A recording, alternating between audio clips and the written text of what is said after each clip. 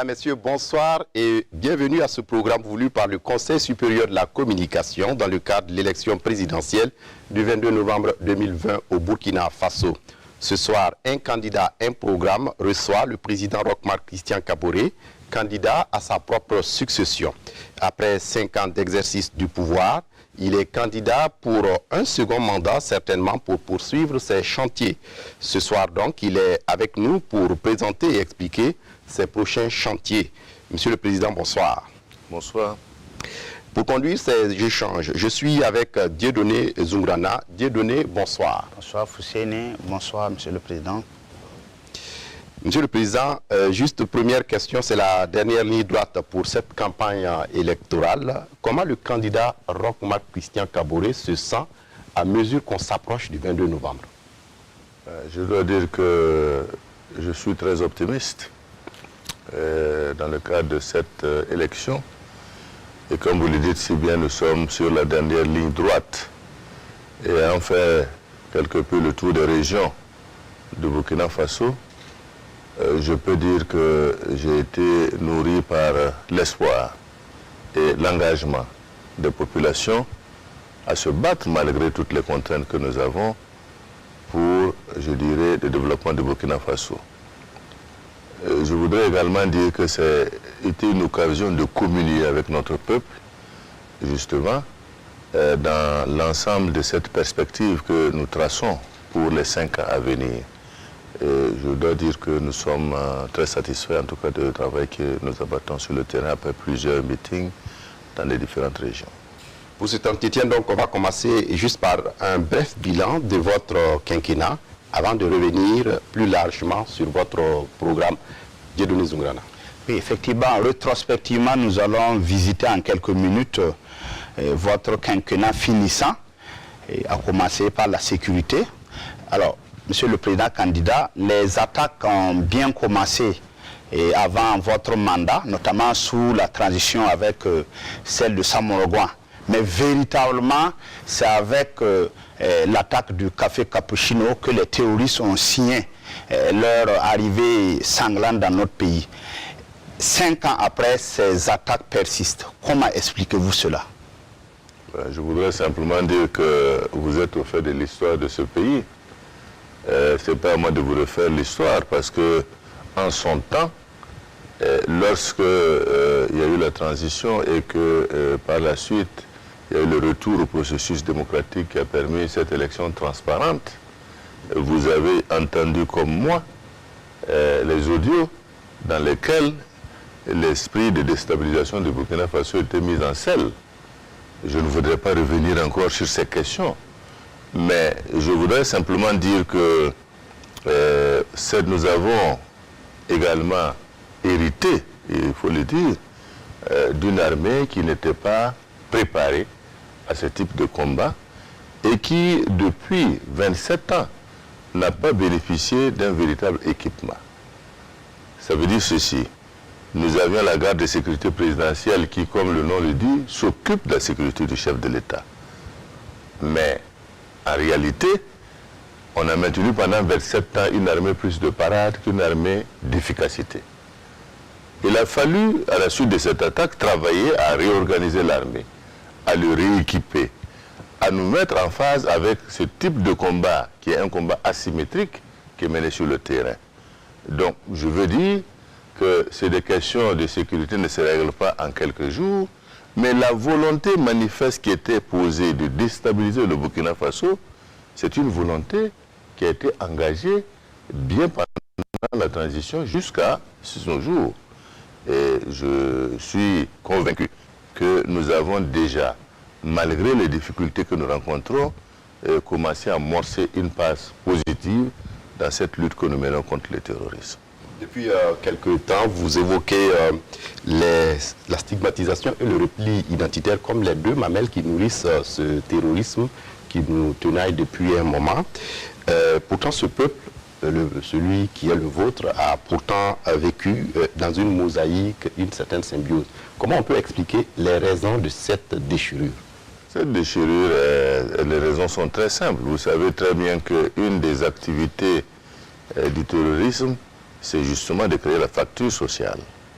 Et comme je l'ai dit, et je le répète très souvent, dans les zones où il y a ces attaques, vous avez toujours cette situation qui consiste à stigmatiser certaines communautés comme étant les responsables des attaques terroristes.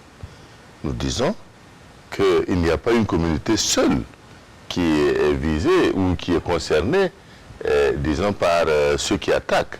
Parce qu'on peut en trouver dans toutes les communautés des personnes qui posent ces actes terroristes-là. C'est pourquoi nous avons dit qu'il faut éviter la stigmatisation. Parce que la stigmatisation, une des conséquences, c'est le repli identitaire aussi.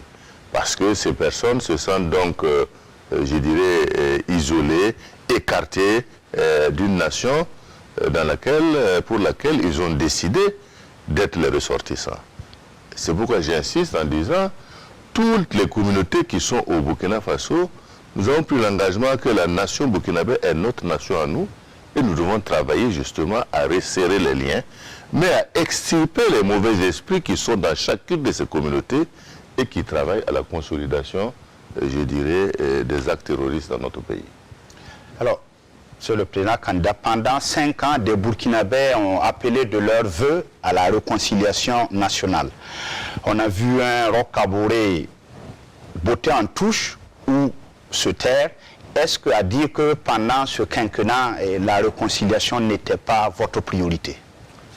La réconciliation, dès le début du programme que nous venons de terminer, était au centre de nos préoccupations. Comme je vous le disais, lorsque, en 2015, nous avons été élus, si vous constatez, vous regardez le programme, les questions sécuritaires n'étaient pas au centre des priorités à ce moment. Même s'il fallait travailler sur les questions sécuritaires, nous n'avons jamais imaginé ce que nous avons vécu durant le quinquennat passé. Alors, c'est pour dire que j'ai toujours répété que la réconciliation nationale va se faire sur la base du triptyque vérité, justice, réconciliation. Ce fondement n'a pas changé. Deuxièmement, la transition avait mis en place le H-Crown que nous avons installé, qui devait s'occuper de l'étude de 5000 et quelques dossiers qui concernent des questions d'abus sur des personnes datant de 1960 à nos jours. C'est pourquoi j'ai dit et j'ai répété, la réconciliation ne concerne pas 10 ou 15 personnes qui ne sont plus au Burkina Faso. La réconciliation, c'est plus que ça. La base de la réconciliation, c'est tous ces dossiers de personnes qui estiment qu'ils ont été fouillés par l'État, qu'ils ont été victimes de l'État, que nous devons régler pour apaiser l'ensemble de la situation. Le second problème sur lequel je voudrais peut-être être très clair, c'est que nous n'avons jamais botté en toucher la réconciliation. Nous avons mis en tête un certain nombre de priorités qui étaient importantes, qui sont les questions qui étaient les questions sécuritaires. L'autre aspect, nous avons toujours déclaré que tout Burkinabé qui est à l'extérieur, qui souhaite rentrer, lui est loisible de rentrer au Burkina Faso. La seule condition, c'est que s'il a affaire à la justice, il répondra devant la justice. Ça n'a pas changé non plus. Je considère maintenant qu'il est temps que lors du premier trimestre au semestre de cette année, de l'année qui arrive, nous puissions réunir l'ensemble des Burkinabés autour d'un débat que nous avons voulu et souhaité et qui a été acté par aussi bien les partis d'opposition de la majorité pour que nous puissions travailler à ce que nous puissions aller justement à cette réconciliation qui associe la société civile, les religieux, les partis politiques, les syndicats, et de manière à avoir un apaisement des cœurs qui nous permette au Burkina Faso de tirer les enseignements du passé et de pouvoir envisager de l'avenir. Pour ma part, aucun principe n'est laissé de côté.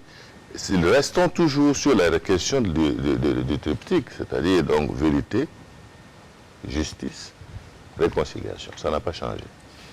Avant d'aborder certainement les propositions du candidat président, il y a la question aussi de la fronde sociale qui a beaucoup entacher ce quinquennat dans la mesure où au Burkina Faso, jamais un quinquennat n'a été perturbé que par les grèves et autres manifestations. Comment on peut expliquer cela? Je pense qu'il faut situer les choses dans leur contexte parce que nous venons d'une transition qui a été menée avec des attentes fortes, comme vous le savez, des peuples, des populations et également des salariés. Évidemment, sur cette base-là, nous avons eu quasiment des grèves à répétition d'une gravité impensable. Mais en tout état de cause, nous avons toujours privilégié l'aspect du dialogue social parce que nous pensons que c'est un élément important. Quand on ne se parle pas, on se regarde un chien de faïence, on ne peut pas trouver de solution. Et c'est ainsi que nous avons en tout cas entamé les discussions avec les syndicats pour essayer sur la base de protocoles d'accord d'avancer parce que notre souci en tant que gouvernant, c'est également de satisfaire, je dirais, à des préoccupations d'amélioration des conditions. Mais cette amélioration doit tenir compte de la réalité financière de notre pays. Nous devons avoir une programmation dans le temps. Nous ne pouvons pas vouloir tout maintenant et tout de suite. Et c'est pourquoi nous disons 120 milliards ont été mis dans le cadre, donc, je dirais, de la satisfaction des besoins des travailleurs. Quand nous regardons la nomenclature du budget, près de 50% de notre budget sont alloués au paiement des salaires. Il est évident que ça pose problème. Comment veut-on faire des investissements productifs dans le domaine de la santé, dans le domaine de l'éducation, dans le domaine des routes, si nous ne pouvons pas dégager nous-mêmes en interne des moyens pour pouvoir faire ces investissements? Donc, c'est un problème. Et cette problématique-là, il faut qu'on s'asseye, qu'on en parle, qu'on trouve la solution.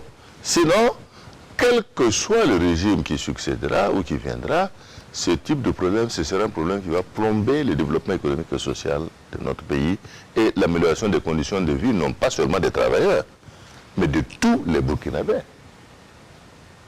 Voilà ce que... Si vous êtes réélu au soir du 22 novembre, vous allez davantage renforcer le dialogue social. Nous allons renforcer parce qu'il faut que nous arrivions à avoir un dialogue responsable de part et d'autre. Et je crois que le syndicalisme aussi évolue et il faut qu'on soit dans l'air du temps. Sinon, si nous restons dans ce syndicalisme qui consiste à dire nous voulons tout maintenant et tout de suite, tout en sachant que ça ne peut pas se faire, et à débrayer à tout temps, je pense qu'on ne travaille pas dans l'intérêt du pays. On va apporter à présent la politique, notamment sur les chantiers de votre prochain quinquennat, où vous sollicitez un nouveau bail pour conduire vos chantiers. Vous parlez de la refonte de l'État qui vous tient à cœur, et on le sait également au Burkina, il y a une pléthore d'institutions, parfois budgétivores. Est-ce que dans cette refondation de l'État burkinabé, sa modernisation, vous allez en supprimer des institutions, parfois budgétivores et pléthoriques? Bon, je pense que nous avons dit qu'il fallait réformer l'État et l'administration pour garantir la sécurité et la stabilité et enfin également renforcer la résilience de notre économie. En ce qui concerne la réforme de l'État et la réforme de l'administration, il est clair que nous devons travailler à rationaliser les institutions. Et je dois pouvoir vous dire quand même que lorsque la Commission travaillait déjà sur la nouvelle Constitution, la 5e République, ces questions pertinentes ont été des questions qui ont été perçues par l'ensemble des acteurs qui ont procédé à la rédaction de ce projet. Alors, donc de ce point de vue-là, c'est une nécessité que nous puissions regarder à ce niveau comment nous pouvons faire en sorte que l'ensemble de ces institutions-là, nous puissions les regrouper ou en tout cas supprimer de manière à gagner en efficacité. Le second aspect, c'est le caractère du gouvernement qui a toujours été considéré également comme pléthorique. Nous allons également travailler à réduire, je dirais, le nombre de membres du gouvernement de manière à ce que nous gagnions plus en cohérence et en efficacité dans l'action gouvernementale. Par ailleurs, toutes les gestions du gouvernement qui permettent effectivement de réduire les charges de l'État, un effort supplémentaire doit être fait. Parce que cela me semble important que nous puissions faire des économies au niveau de l'État également pour pouvoir investir, je dirais, dans les secteurs productifs, de santé, d'éducation, qui permettent effectivement aux populations de gagner un mieux-être dans la vie quotidienne qu'ils mènent. Donc c'est pour dire ça sera fait. L'autre aspect, c'est qu'au niveau de l'administration, tout en ayant des droits, a des devoirs vis-à-vis des usagers. Et c'est pourquoi il faut travailler à ce que non seulement les usagers aient un droit, effectivement, de pouvoir dénoncer les choses qui ne marchent pas pour pouvoir les améliorer, mais également de renforcer l'utilisation de nouvelles technologies de l'information et de la communication pour renforcer la collecte des recettes, renforcer et éviter tout ce que nous avons comme défaut état de l'administration, que sont la corruption, les trafics d'influence, etc., etc. Donc, c'est quand même un travail qui sera mis en œuvre parce qu'il faut que notre administration soit plus performante, plus efficace et plus, je dirais, à la disposition des populations qu'elles servent. Alors, au retour sur la sécurité, notamment dans le chantier 1 de vos 10 chantiers, alors, vous engagez à renforcer la capacité opérationnelle des volontaires pour la défense de la patrie, les VDP. Est-ce à dire que ces supplétifs-là, des forces de défense et de sécurité, auront vocation, in fine, à intégrer l'armée? Vous savez ce que cette question de VDP a été longuement discutée. On a dit c'est des milices, c'est des supplétifs. Bon, nous, en tout état de cause, l'idée, c'est que nous avons tenu à ce que ce soit par la loi que nous puissions définir comment nous allons recruter ces VDP, comment ils vont être traités, comment, du point de vue de la formation, l'armée doit s'en occuper. Nous avons dit simplement que la sécurité reste une priorité sur le mandat prochain, à tout niveau, aussi bien au niveau militaire, parce que nous avons la politique nationale de sécurité que nous allons mettre en place, qui va passer au Parlement dès les prochains mois. Cette politique nationale de sécurité va permettre non seulement de redisposer nos forces de défense et de sécurité de façon convenable, en tenant compte du rôle de chacune et des missions de ces forces de sécurité, police, gendarmerie, armée. Deuxièmement, de moduler également les recrutements et les formations en tenant compte de la nécessité d'un maillage beaucoup plus opérationnel de notre pays et également, enfin, l'équipement matériel et technique, le renforcement des renseignements pour nous permettre de mieux appréhender la question de la sécurité. Les VDP, c'est pour favoriser un peu, je dirais, la présence de notre peuple dans cette lutte. Parce que la lutte contre les terroristes, ce n'est pas simplement une lutte contre des militaires, ça intéresse tout le monde. Ça intéresse le peuple burkinabé dans sa globalité. Et c'est pour cela que nous avons mis cette structure et nous avons demandé de consolider leur formation.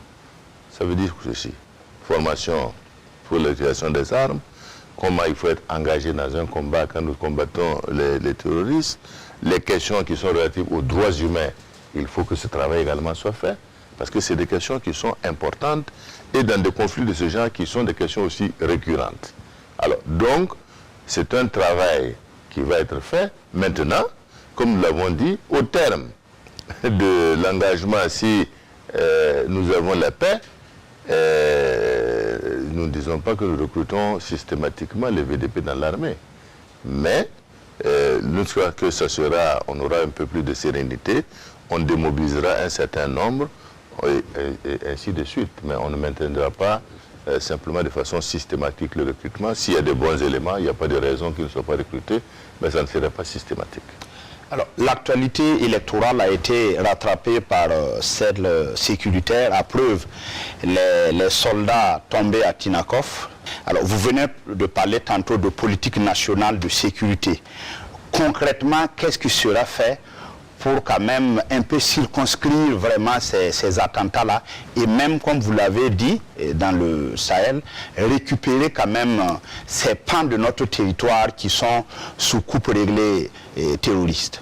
Non, je refute toujours cette histoire de coupe réglée terroriste parce que je dis que le terrorisme n'est pas une installation qui est basée dans une circonscription, etc. Ce sont des personnes qui, sur la base de nos proximités de frontières et également de la respect de la porosité, traversent, attaquent à des moments donnés, repartent, reviennent, etc. Ça veut dire ceci, je veux qu'on comprenne bien que lorsqu'on parle d'embuscade, quels que soient les moyens avec lesquels on sommes équipés, l'embuscade c'est une surprise, c'est quelque chose qui vous prend au dépourvu. Et comme on dit dans la tradition, une fois qu'on est pris au dépourvu, le courage s'en va. Parce que c'est l'anticipation qui permet de gérer tout ça. Alors, notre position, c'est de dire, nous devons travailler ensemble, Burkina Faso, les pays voisins, à faire en sorte que nous puissions éviter une circulation facile de ces personnes-là, même s'ils sont en moto, sur les territoires. Nous avons 1200 km de frontière avec le Mali. Mais si de l'autre côté un travail n'est pas fait de maillage, même si vous maillez, ça ne sert à rien. On ne peut pas penser simplement que la question du terrorisme devons le résoudre uniquement en vase clos au Burkina Faso, sans l'apport de nos pays, des pays voisins. Parce que même si vous le résolvez, les bases arrières sont dans les autres pays et les réattaques sont faites automatiquement. Donc c'est pour dire que ce soit le Mali, que ce soit le Niger, nous devons toujours avoir l'esprit que nous devons mener le combat, nous-mêmes en consolidant le potentiel de notre armée, mais la nécessité d'un travail également avec nos pays voisins est indispensable parce que le terrorisme aussi, c'est un phénomène transfrontalier. Il faut l'avoir en tête. Le Burkina est engagé avec d'autres pays frontaliers dans le G5 Sahel. Absolument. Est-ce à dire que pour votre prochain quinquennat, si vous avez la confiance du peuple le 22 novembre, ce travail sera renforcé? Ce travail est maintenu, parce que ce n'est même pas que sera. On est obligé de maintenir ce travail avec le G5 Sahel et également avec notre partenaire, le Barkhane, qui également participe à la consolidation à partir du Mali, à la lutte donc contre le terrorisme. Donc c'est pour dire que je comprends, parce que le terrorisme nous a conduit à beaucoup de difficultés, comme vous le savez, beaucoup de pertes en vie humaine, beaucoup d'écoles fermées, beaucoup de mairies non opérationnelles, ainsi de suite. Alors, donc je pense que c'est un phénomène sur lequel tous les Burkinabés doivent être concentrés de manière à ce que nous trouvions la solution la plus adéquate pour en sortir. Mais un G5 quand même qui ira rassembler le nerf de la guerre, est-ce qu'il n'est pas temps quand même que ces 5 pays-là commencent à regarder vers eux-mêmes au lieu de compter sur les bailleurs de fonds extérieurs? Heureusement qu'on ne compte que sur nous-mêmes pour le moment.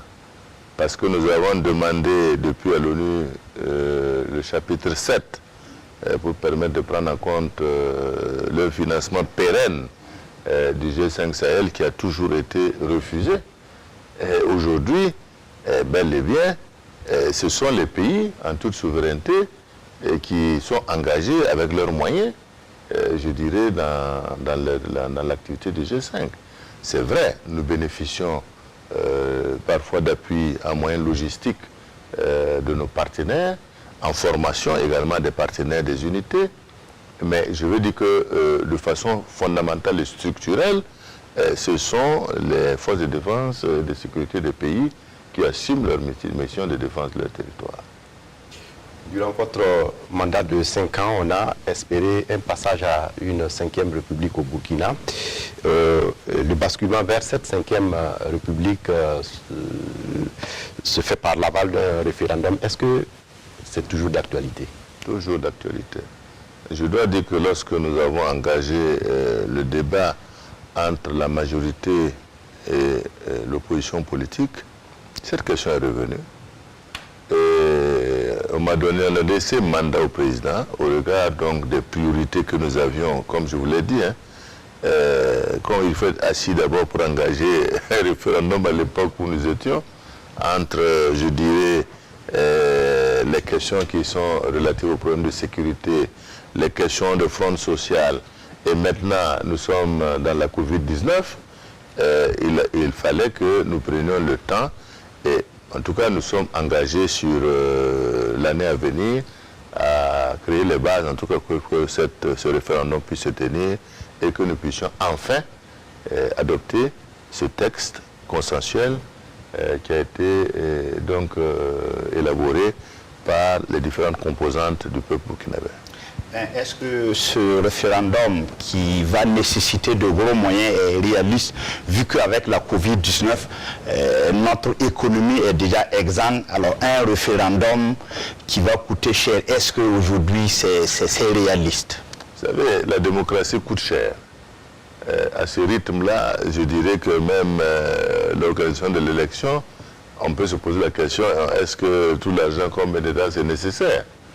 Mais c'est une nécessité parce que nous devons, ça offre l'opportunité, la démocratie également, de pouvoir également avoir ce souci de travailler à l'alternance, de souci de pouvoir présenter un programme, de pouvoir être élu, de pouvoir mettre en œuvre ce programme. Et ça aussi, ça traduit un peu, je dirais, les aspirations du peuple. C'est pourquoi la réflexion que je dis simple, je mène, c'est de dire, le référendum, nous le ferons forcément. Nous verrons comment nous allons l'organiser de manière à ce que cela nous coûte le moins cher possible. On va aborder à présent l'économie, Monsieur le Président. On l'a vu, les budgets de l'État sont le plus souvent déficitaires. Et dans le même temps, parmi vos 10 chantiers, vous comptez davantage renforcer les investissements pour plus de développement, pour un État développementiste. Comment, concrètement, tout cela pourra être réalisé? Bon, je pense que, vous savez, on ne peut pas avoir d'ambition d'investissement en pensant qu'on peut toujours avoir un budget en équilibre. Parce qu'il y a plusieurs facteurs dedans. Le premier facteur, c'est la mobilisation des ressources internes de l'État.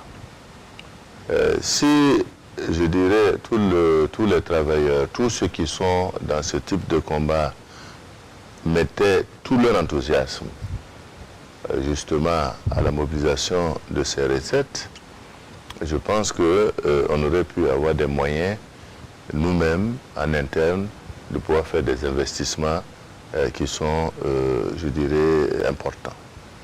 Ce n'est pas encore le cas. Nous sommes obligés, effectivement, de faire des investissements qui sont productifs. Soit par des financements, je dirais, des institutions qui sont capables, telles que les BAD, le Fonds Coïtien, etc., de nous faire des financements sur la base de projets que nous soumettons, soit en termes de partenariat public-privé, en PPP, ou également en termes de je finance, j'investis, j'exploite, vous me payez, et au bout de 25 ans, de 15 ans, je vous rétrocède l'investissement que j'ai fait. Alors, donc, il y a plusieurs mécanismes qu'il faut certainement mettre en exergue, tout en veillant à ne pas augmenter, je dirais, la dette publique du Burkina Faso.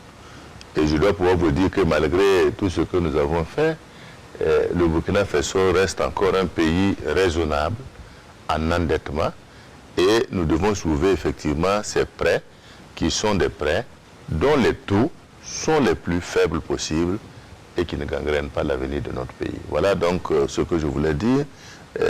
Sur le plan des investissements, nous sommes tenus et nous allons continuer à travailler dans ce sens. Durant votre premier quinquennat, vous avez expérimenté ce processus de PPP, partenariat public-privé. Est-ce qu'au bilan, ça vous réconforte pour la suite?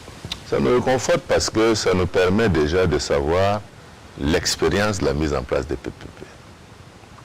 Vous savez, pendant longtemps, les PPP ont été la base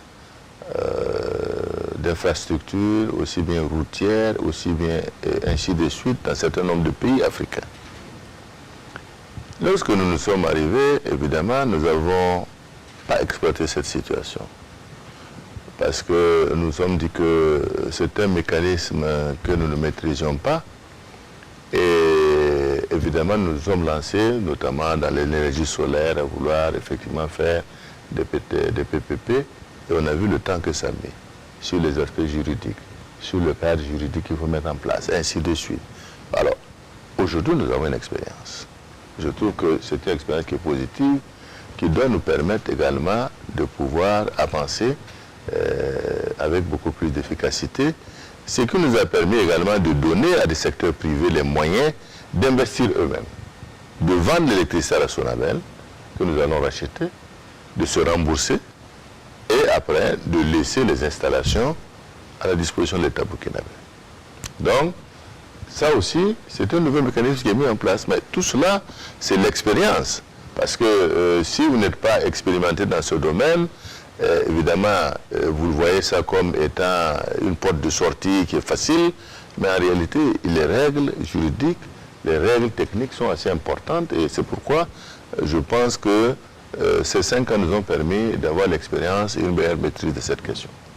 Alors, nos budgets nationaux sont chroniquement déficitaires, idem pour la balance commerciale. Alors, si vous êtes réélu au soir du 22 novembre, comment allez-vous faire pour que ce budget-là remonte un peu? Vous savez, le budget des États, ce n'est pas le caractère déficitaire qui est la préoccupation. La préoccupation essentielle, c'est que lorsque nous terminons l'exécution du budget, nous puissions avoir ce rééquilibre à la fin, soit par des appuis budgétaires qui nous sont financés par un certain nombre d'institutions, soit par un réajustement du budget pour tenir compte de la réalité. C'est comme j'ai dit, le budget de l'État, c'est comme ce qu'on a dans la poche. Hein. Si on a l'ambition d'acheter quelque chose et qu'on arrive, on avait prévu que ça allait être 15 000, maintenant ça nous coûte 25 000, on se réorganise pour payer autre chose. Mais on ne peut pas, si vous investissez de façon importante, ça leur pose des problèmes. C'est pourquoi je voulais simplement dire, le caractère déficitaire, ce n'est pas ça la question. La question qui est importante pour nous, c'est de pouvoir faire des investissements dans des domaines qui sont productifs, qui rapportent. Mais pas faire des investissements qui sont répétitifs, qui peut-être règlent les problèmes, mais qui sont oisifs. Parce que ça ne donne rien de plus. C'est pourquoi je voudrais vous dire que partout, hein, nous ne sommes pas les seuls, même dans les grands pays, vous verrez que les budgets, il n'y a pas de budgets qui sont en équilibre en permanence. C'est des budgets qui sont bel et bien déficitaires et pour lesquels on travaille à combler le déficit. Est-ce que, à l'heure d'aujourd'hui, si vous êtes réélu, avec cette pandémie qui manifestement va en tout cas enjamber l'année 2021, est-ce qu'il y a d'autres mesures que vous avez prévues quand même pour encore amortir? Parce que si la Covid est derrière nous, ses conséquences économiques sont hélas toujours là.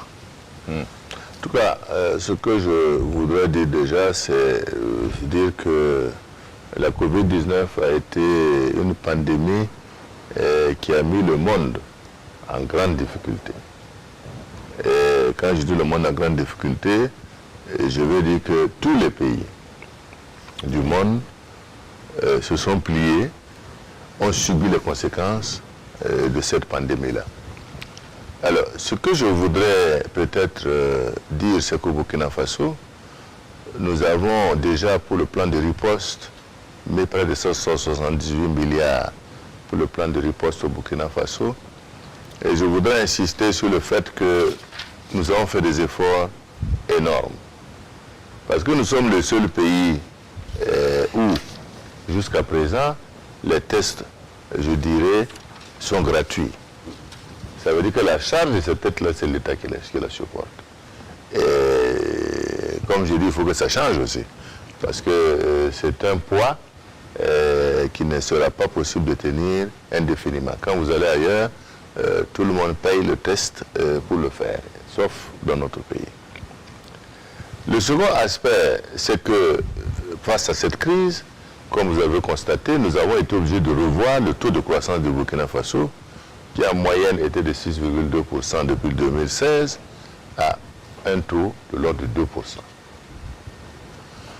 Alors, ça veut dire que nous avons pris la juste mesure des conséquences économiques de cette pandémie. Et deuxièmement, nous avons mis 100 milliards à la disposition pour pouvoir aider toutes les entreprises qui ont été impactées négativement par cette maladie. Quand vous regardez l'hôtellerie, quand vous regardez les transports frontaliers, tout ça c'est supprimé pour le moment et c'est des difficultés majeures pour un certain nombre d'opérateurs. Et ces fonds ont été mis à disposition du secteur bancaire dans une structure qui va permettre d'étudier en toute, je dirais, transparence. Parce que parfois, ces questions de fonds, on va dire, bon, c'est l'État qui a pris, on a donné à nos amis, on n'a pas donné à qui, etc. En toute transparence, ces fonds être gérés. Donc, c'est pour dire que, pour l'instant, nous suivons l'évolution de ce processus et les conséquences économiques. Et au fur et à mesure, des mesures seront anticipées pour pouvoir effectivement tenir compte donc, de cette pandémie donc, qui n'est pas prêt à s'arrêter. Votre quinquennat a été marqué par un militantisme syndical assez bouillonnant, notamment avec des grèves et sittings. Et vous avez dit que vous allez davantage renforcer le dialogue, mais au-delà, quelle thérapie de choc on peut arriver à appliquer pour remettre les travailleurs au travail? Je pense que pour que tout le monde soit au travail, c'est une question de responsabilité individuelle et collective. Vous avez vu que parfois ces grèves syndicales, ces sittings, ont dépassé parfois le cadre syndical. C'est même entré sur le terrain politique, ce qui n'est pas le rôle des syndicats. Alors, c'est pour dire simplement que nous sommes favorables au dialogue social, responsable, où on s'écoute parler et on écoute les arguments des uns et des autres. Et je pense que le Haut Conseil du dialogue également a pour mission de travailler à ce que nous ayons une autre forme de discussion entre, je dirais, les syndicats et le gouvernement, en ne nous prenant pas simplement comme étant des adversaires permanents, mais des gens qui ont bonne intelligence doivent pouvoir proposer des solutions d'amélioration des conditions des travailleurs, mais dans un planning qui prend son temps et qui prenne compte du fait que plus eux, tous ceux qu'on met en sitting, en grève, vont continuer à travailler avec efficacité, plus nous aurons les moyens de pouvoir satisfaire les revendications éventuelles qui sont faites. Sinon, si on ne travaille pas, on n'emporte rien, mais en même temps on veut les avantages, je crois que honnêtement il y a un problème de responsabilité qu'il faut poser. Sous votre quinquennat finissant, il avait été promis 40 000 logements. Aujourd'hui, on est à peu près, en gros mots, grosso modo à 7 000.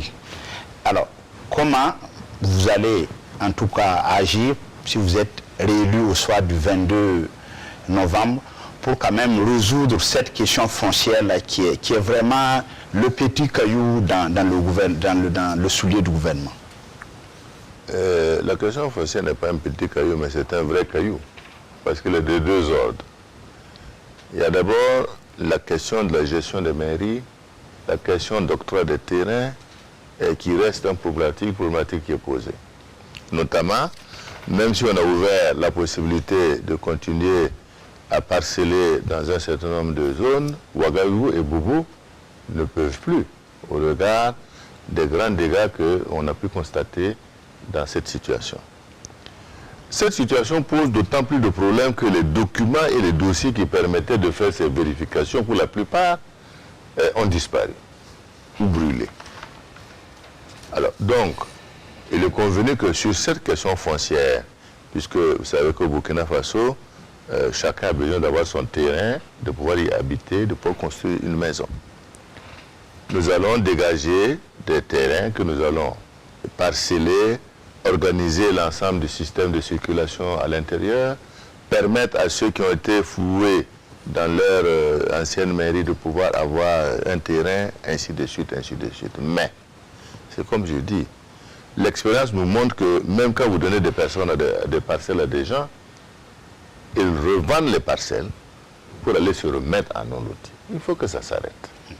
On ne peut pas continuer à faire des parcelles pour que ce soit des occasions de les revendre, pour aller se remettre en non-loti, et puis dire encore, vraiment, nous sommes là, on a des problèmes, on n'avance pas. Oui.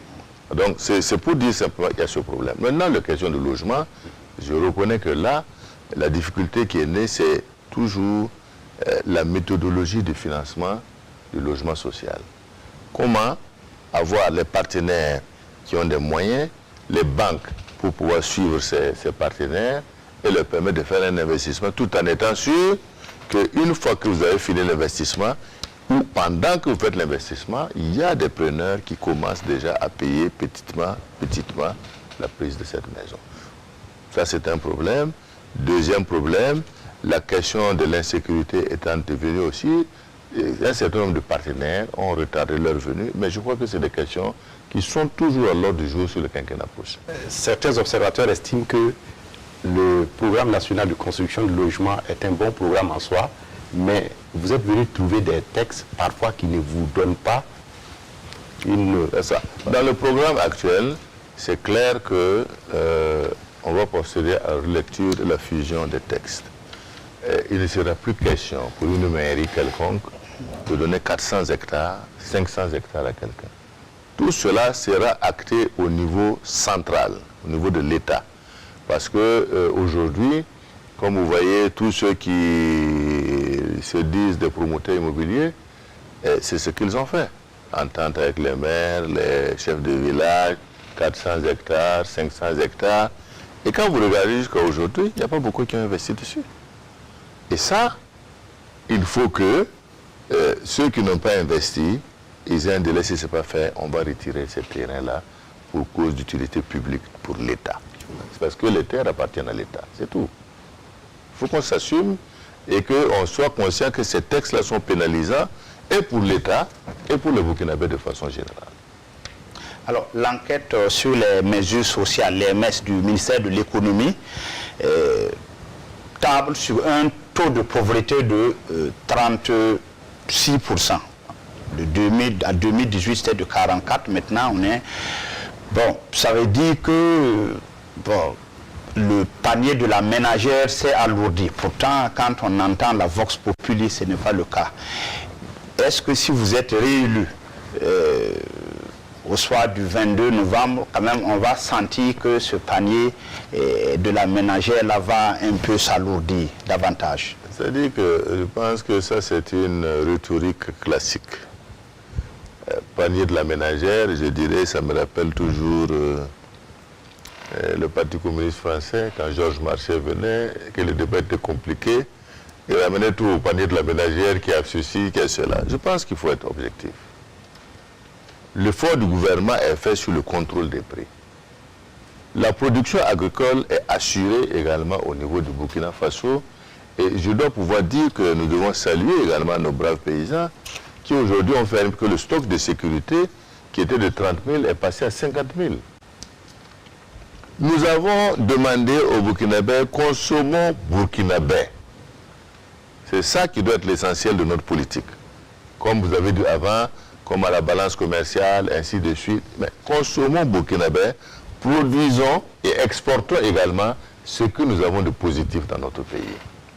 Alors, c'est pour dire simplement que cette rhétorique-là, je pense qu'avec les efforts qui ont été faits pour les travailleurs, les efforts qui ont été faits au niveau de l'agriculture pour améliorer la production, nous avons subventionné des tracteurs pour permettre effectivement à nos braves agriculteurs de pouvoir renforcer le potentiel de production. Nous avons encore cette année, on commande 1000 tracteurs qui seront subventionnés à 50% pour encore appuyer le domaine de l'agriculture.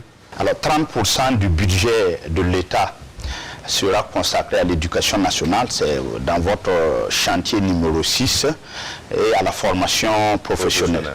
Est-ce à dire que l'éducation et la formation professionnelle seront désormais imbriquées?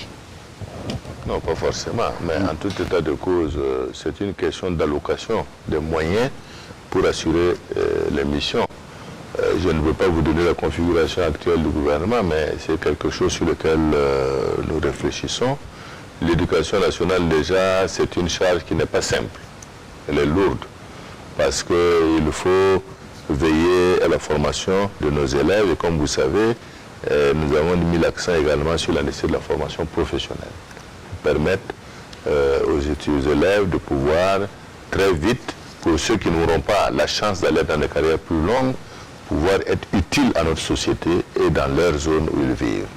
Alors, donc c'est pour dire que cet objectif, c'est un objectif que nous avons pris en compte.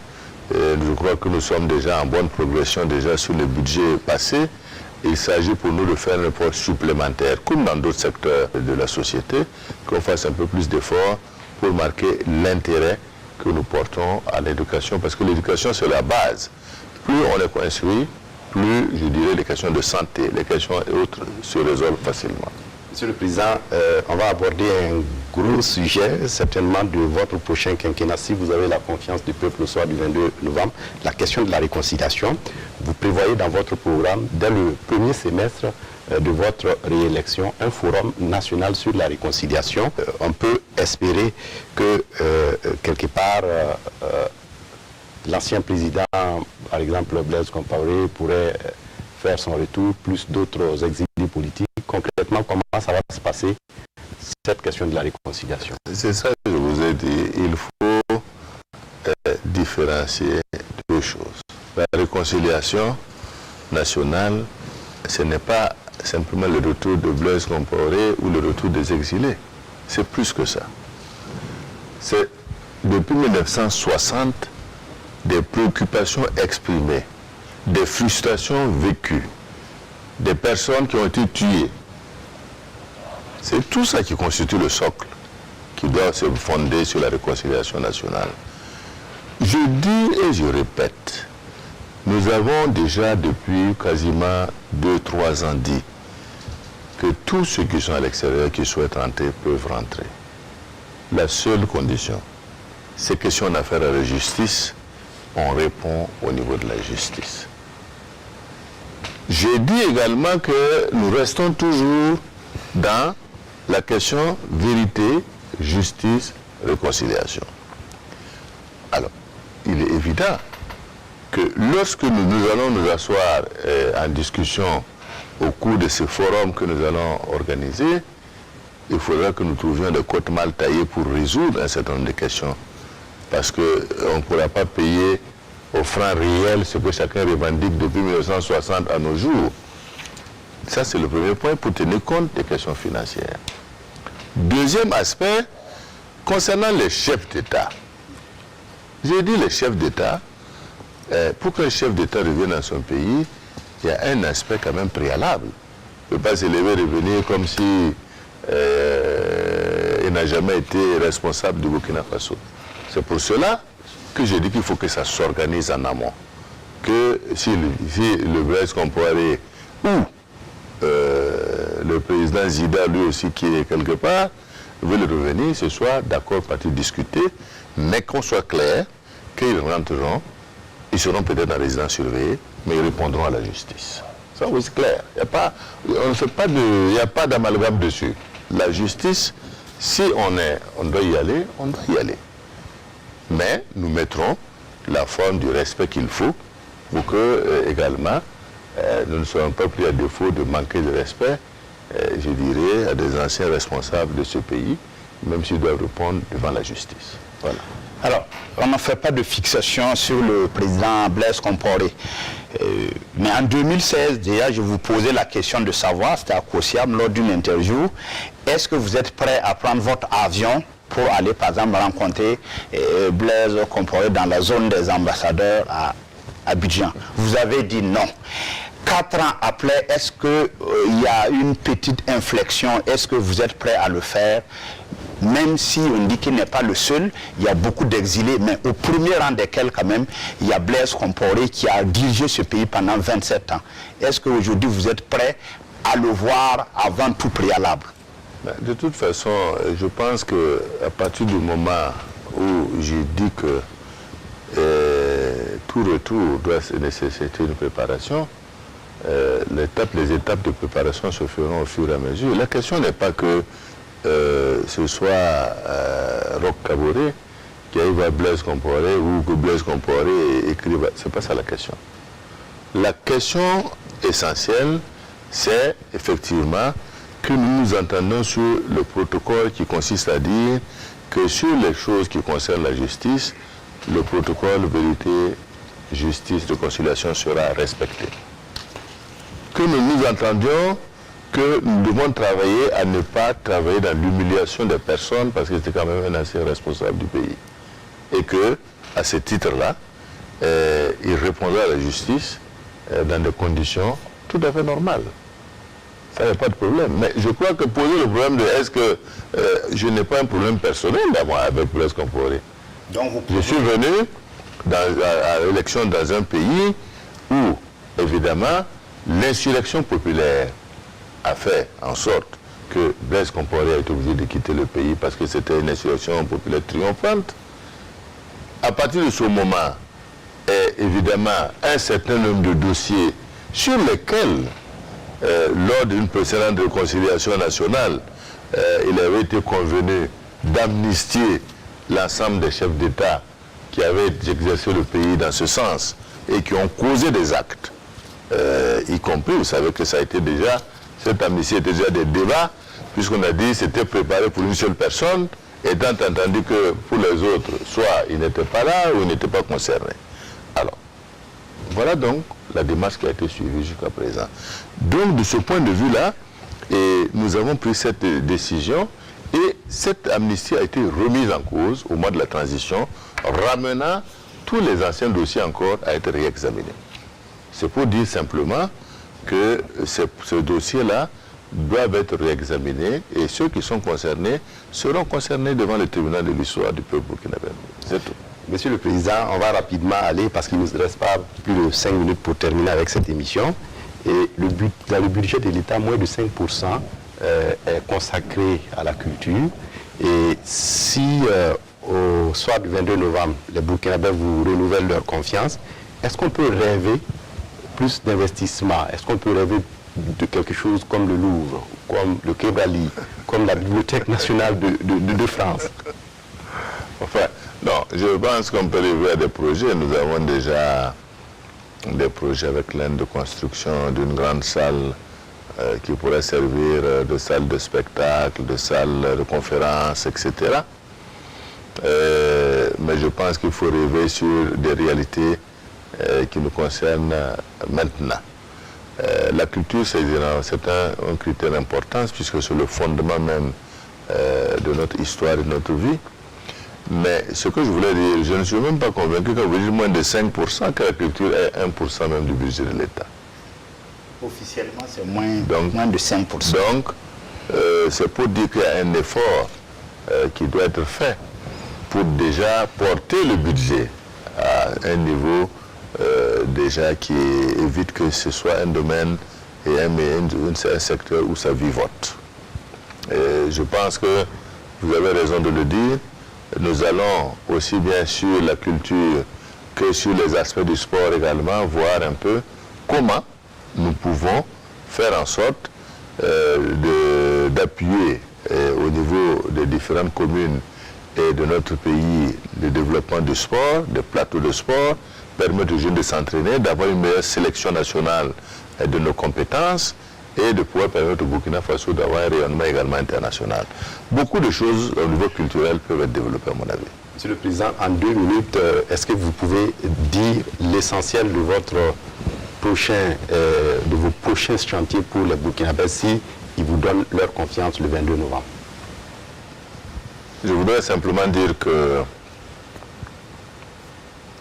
je bénéficie comme candidat d'un avantage certain sur les autres. C'est l'expérience que j'ai pu avoir de la gestion de ce pouvoir pendant 5 ans passés. Nous avons eu des ambitions importantes lors du premier mandat. Ces ambitions ont été freinées par un certain nombre de contraintes que tous les Burkinabés comprennent. La lutte contre l'insécurité, également, je dirais, les grèves nombreuses que nous avons traversées. Et enfin, la Covid-19 dans laquelle nous sommes aujourd'hui. Mais je voudrais simplement rassurer le peuple burkinabé et tous les électeurs que tout sera mis en œuvre pour pouvoir travailler en faveur de notre peuple. Déjà, les tournées que nous avons pu faire nous ont montré la satisfaction que ce peuple-là a vis-à-vis des réalisations que nous avons faites, nonobstant les contraintes que je viens de souligner. Je souhaite qu'au soir du 22, nous puissions constater que le candidat Roch Marc Christian Kaboré, qui est venu sur la base d'un programme déjà exécuté, non pas sur des promesses à venir, vous pourrez apprécier positivement et voter massivement pour sa réélection. Je voudrais également souhaiter que ce vote et ces élections se déroulent dans de bonnes conditions de transparence, dans de bonnes conditions d'équité, et que chacun, et ce sur quoi je m'engage, accepte le verdict des urnes au soir du 22. Je vous souhaite donc une bonne participation aux élections, une bonne expression de votre choix. Merci à vous, Monsieur le Président. Je rappelle que nous étions avec le président Roch Marc Christian Kaboré, candidat à sa propre succession pour l'élection présidentielle du 22 novembre 2020 au Burkina. Merci également à Dieudonné Zoungrana. On s'arrête là pour ce programme Un candidat, un programme. Merci et à la prochaine. Au revoir.